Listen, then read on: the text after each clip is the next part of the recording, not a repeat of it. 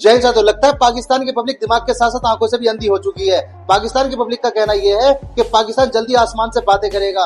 पाकिस्तान के पास वो टेक्नोलॉजी होगी जो दुनिया के पास किसी के पास भी नहीं है। पाकिस्तान जिस तेजी से तरक्की कर रहा है वो आने वाले समय में दुनिया पर राज करेगा।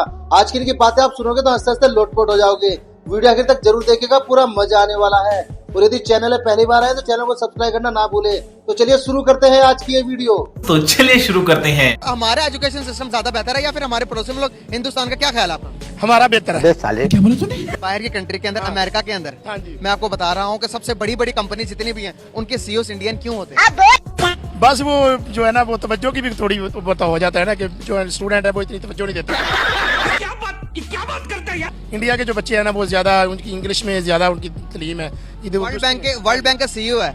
वर्ल्ड बैंक का सीईओ कौन है भला? इंडियन है। इंडिया से पढ़ा गया, पढ़कर यूनिवर्सिटी से अपनी डिग्री कंप्लीट करके वर्ल्ड बैंक का सीईओ लगा।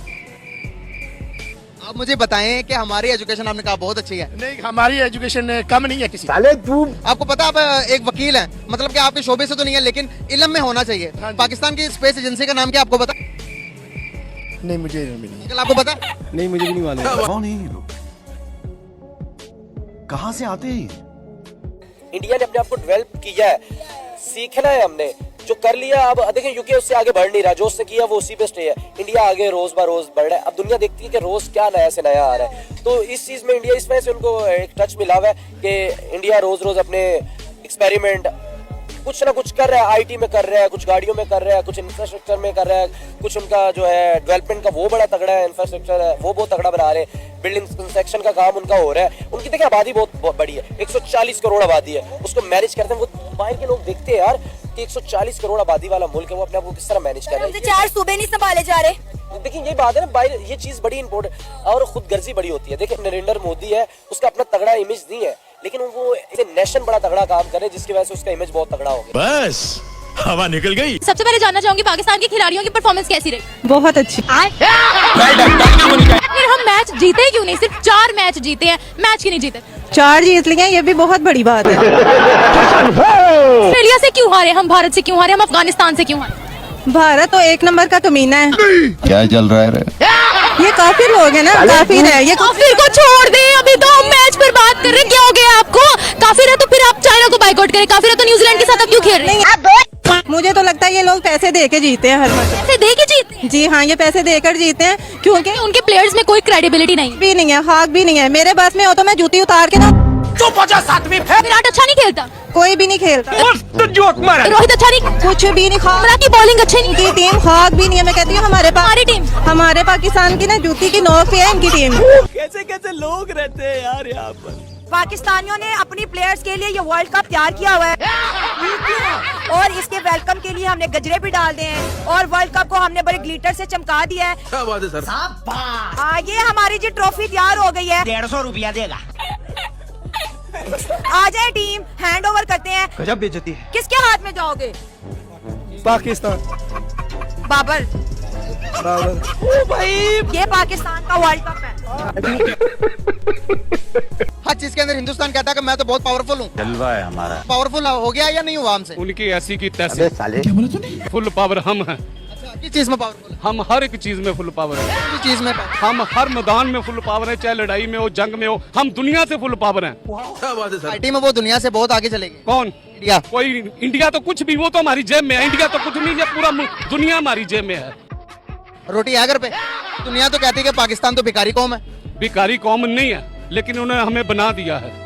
सुधरो रे अभी तो हम हिंदुस्तान से मैच क्यों नहीं जीत पाते हैं? क्या वजह है? You are a good coach. किसी भी खेल में कोई भी चीज हो तो उसमें अपनी जान का नजराना देना पड़ता है। अच्छा, जान दे के मैच जीते हैं। मैच जीता जाता है, तो जब जान ही नहीं लगानी तो मैच क्या जीतना हमने? जान का नजराना कैसे दे? वहाँ पर जहाद करें मैच ग्राउंड के? साले मजा आया और मैं ये जो मजा है हिंदुस्तान के हर व्यक्ति को देना चाहता हूँ। तो इंडिया तो हमसे 100 साल आगे है। ठीक है, इंडिया ने अपनी कोशिशें की है, इंडिया अपनी मेहनत कर रहा है, उनको हर चीज़ का, उनकी गवर्नमेंट अच्छी जा रही है क्योंकि इंडिया के पास बहुत सारे चांसेस है, उनके पास काम करने का तरीका है, उनकी एक्सपीरियंसेस ज़्यादा है। अपने पाकिस्तान में इतना नहीं है। अच्छा, आपका जो प्रोडक्ट है, आपका प्रोडक्ट इंडिया से क्या क्या आता था? चाय की पत्ती आती थी, प्रोडक्ट ये बेहतरीन था, ग्रीन टी आती थी, आपकी इलायची आती थी, तो ये चीजें सस्ती पड़। फॉर एग्जांपल अभी कीनिया या ब्राजील या अमेरिका से जो पत्ती आ रही है और इंडिया से जो आती थी उसके अंदर डिफरेंस क्या है? क्वालिटी का क्या डिफरेंट है, प्राइस का क्या डिफरेंस है, कस्टमर को उसका क्या बेनिफिट होता है, बिजनेसमैन को क्या बेनिफिट होता है? काफी बेनिफिट होता है। आपके जो युगांडा अफ्रीका से जो चाय मंगाते हो आपको $2 में पड़ती है, इंडियन चाय आपको 80 सेंट में पड़ जाती है। 80 सेंट में? $1 20 सेंट का फर्क आता है। तो आपको वही क्वालिटी इंडिया दे सकती है 80 सेंट में, तो आपको $1.5-2 में युगांडा अफ्रीका से क्यों मंगाना चाहिए? बहुत बड़ी बात कर रहे हैं यहाँ पे, और इतना बड़ा डिफरेंस $2 कहाँ और 80 सेंट कहाँ पे? 80 सेंट का है बिल्कुल। तो अभी 2019 के बाद जब बंद हुआ है तो युगांडा के रेट वहाँ पे प्रेशर हो गया, उन्होंने रेट बढ़ा दिया, उनको वो महंगा बेच रहे, और क्वालिटी भी उससे हल्की होती है। इंडियन क्वालिटी भी अच्छी थी, शेड भी अच्छा होता था, क्वालिटी भी अच्छी होती थी और रेट में भी बहुत कम होता था। कुछ तरीका है भीख मांगने का? देखें, पाकिस्तान में ऐसे ऐसे तबके मौजूद हैं, जब भी किसी ने बात की है ना इसराइल को तस्लीम करने की तो वो खड़े हो गए हैं और कभी भी नहीं तस्लीम हुआ। यानी कि और इस्लामी ममालिक हैं, जिस तरह ईरान है इसराइल को तस्लीम किया हुआ है, तुर्की ने किया हुआ है, पाकिस्तान ने आज तक नहीं किया।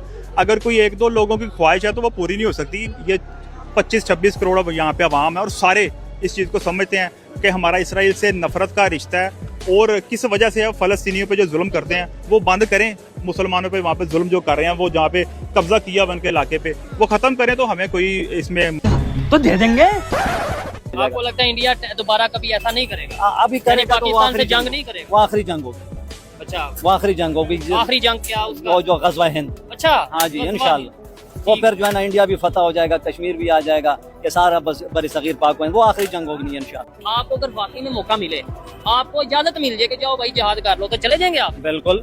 मैं आपको बताऊं ना, मुसलमान अगर डट जाए ना, अच्छा, अमेरिका आ भी जाए, अच्छा, अगर ये ईरान डटा रहा, बाकी जो है ना इस्लामी ममालिक खुसूसन पाकिस्तान साथ दे, मैं 1000% यकीन से कहता हूँ कि ये अमेरिका ईरान के कदमों में आएगा। अच्छा, हाँ जी, ये बहुत बड़ी बात है। मैं यकीनी बात करता। अरे बेटे, तुझे थकान नहीं लग रही क्या?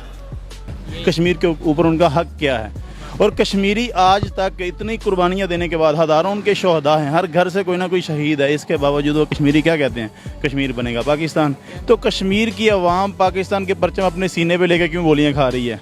उनके ऊपर शेलिंग की जाती है, फिर भी वो पाकिस्तान का नाम ले रहे हैं। ये आप कहाँ से देखते हैं? उनके शोहदा हैं, शोहदा उनके जनाब, अगर उनकी तदफीन होती है उनकी कब्रों के ऊपर पाकिस्तान के परचम लगाए जाते हैं।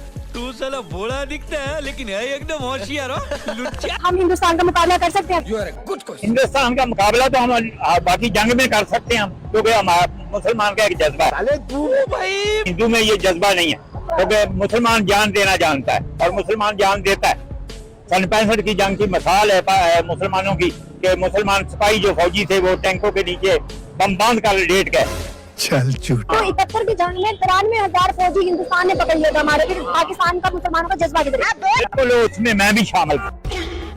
अच्छा, उस कैद में मैं शामिल था। वो कैद मैंने 2 साल 4 माह काटी है।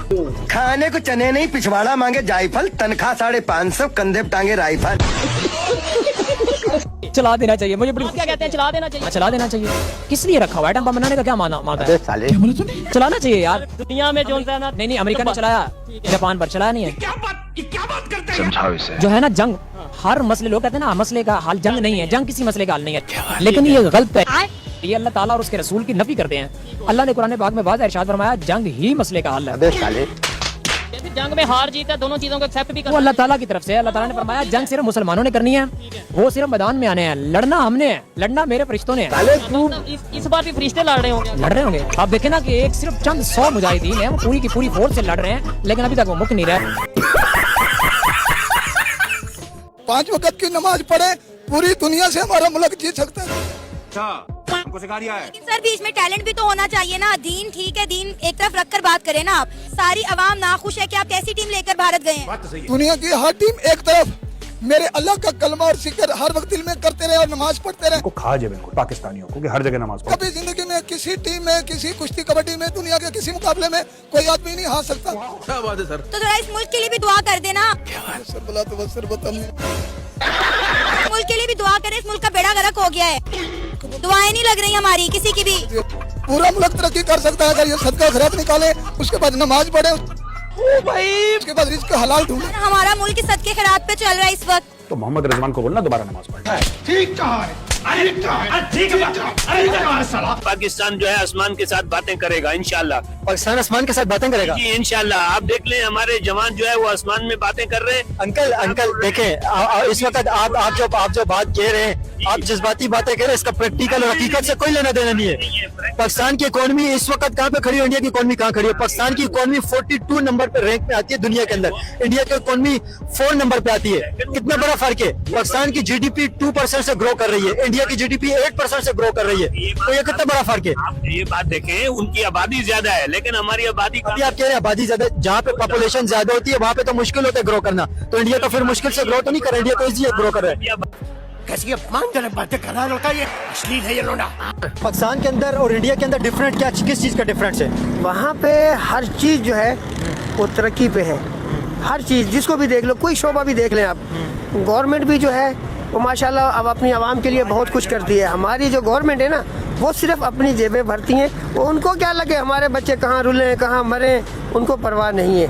फिर ऐसा नहीं कर सकते, फिर अपने बच्चों को भी उसी लेवल पे पढ़ाएं, फिर पता चल जाएगा, फिर पता चल जाएगा कि दूध का दूध पानी का पानी हो जाएगा। लेकिन ऐसा कानून बनना चाहिए ना कि पाकिस्तान के जितने भी पॉलिटिशियन हैं उन सब के बच्चे गवर्नमेंट स्कूल में पढ़ें, ताकि उनको भी एहसास हो कि हाँ यार गरीबों के बच्चे कैसे जिंदगी गुजार रहे हैं। अपने बच्चों को तो माशाल्लाह वो एसी के बगैर तो वो छोड़ते नहीं है। हमारे बच्चे धूप गर्मी सर्दी में मर रहे होते हैं, वो कभी कोई नुमाइंदा काउंसलर आगे नहीं पूछता कि भाई तुम्हारे बच्चे कैसे हैं। क्या समझते हैं इंडिया क्यों आगे चला गया पाकिस्तान से? इंडिया इसलिए आगे चला गया कि उनकी जो गवर्नमेंट है वो उनको बहुत सपोर्ट करती है। वो भले हमसे बड़ा मुल्क है लेकिन वो अपनी आवाम के लिए बहुत कुछ सोचते हैं। हम लोग एक दूसरे को काटने के चक्कर में ना, गरीब कहाँ अमीर कहाँ, और हमारे हुक्मरान को बच्चे तो सीधा अमेरिका लंदन पेरिस पता नहीं कहाँ कहाँ तालीम हासिल करने के लिए जाते हैं। गजब बेइज्जती है। चलो अफ्रीका जीत जाए, न्यूजीलैंड जीत जाए, क्यों नहीं? कोई एक टीम तो जितनी चाहिए। भारत क्यों नहीं? भारत हमारा दिल नहीं मानता। अबे साले, क्यों आपका दिल नहीं मानता? नहीं मानता। उसने अच्छी बैटिंग की है, सारा कुछ अच्छा किया, अच्छे आउट किए हैं, क्या मुसलमान है हम। ये भी मेरी गलती है। भारत हारना चाहिए। माय गॉड क्यों? ये बात कर रहा हूँ आपके साथ। अच्छा आप ये बात कर रहे हैं तो सीधी तरह बोले ना कि आप चाहते हैं कि भारत हारे। साले नफरत की वजह? वैसे वजह है हम मुसलमान हैं। ये कौन सा लॉजिक है भाई? ठीक है, वो खुशी करके जीत रहे हैं मैच, उधर वो जीते हैं, ठीक है, हम मैच हरी जा रहे हैं तो क्या नाचो मैं? बाकी ये बात है जेलसी हो रही है? वैसे बता रहा हूँ। जेलसी हो रही है? हाँ जी। खत्म नहीं होता बे। भारत ने वर्ल्ड कप जीत लिया, फिर कोई बात नहीं, जीत जाए, फिर अगली बार नई टीम आ जाएगी पाकिस्तान की, नई टीम आ जाएगी, टीम बन जाएगी, फिर मैच फिक्स हो जाएगा। क्योंकि मैं चूतिया हूँ, मेरा दिमाग चूतिया है। कि जो हमारा हमसाया मुल्क है उसके प्राइम मिनिस्टर ने ये कहा है कि जी यार हम 1947 से कभी पाकिस्तान इंडिया पाकिस्तान कर रहे हैं, तो यार उनको जाने दो, वो खुद अपनी मौत मर रहे हैं। पाकिस्तान हमें क्या जरूरत है? वो इंडिया आपसे जंग नहीं लड़ना चाह रहा, वो इसलिए नहीं लड़ना चाह रहा क्योंकि अरबों डॉलर की इन्वेस्टमेंट आ रही है। वो आज कुछ करे तो वो इन्वेस्टमेंट सारी भाग जाएगी उधर से। तो लेकिन हमारे यहाँ पे तो यही बताया जाता है। अभी बल्कि नवाज शरीफ साहब ने अपनी स्पीच में ये कहा है, आज ये बोला कि भाई मैंने पाकिस्तान को एटॉमिक पावर बना दिया और इस वजह से दुश्मन जो है वो मैली आंख से नहीं देख सकता पाकिस्तान की तरफ, और वो इशारा इंडिया की तरफ ही था ना। तो क्या मेरी बात सुने, मैंने एक दफा टीवी पे सुना था, एतजाज हसन जो इंटीरियर मिनिस्टर रहे हैं पीपल्स पार्टी के, वो जब ये इधर पाकिस्तान में शोर पड़ा था कि जी इनका एटमी प्रोग्राम जो है ना वो सेफ नहीं है, बाहर की ताकतों ने डलवाया था यहाँ पे रोला, तो सबसे इन्होंने गवर्नमेंट ने डिनाई किया कि ये हमारा बड़ा सेफ सिस्टम है, ये है वो।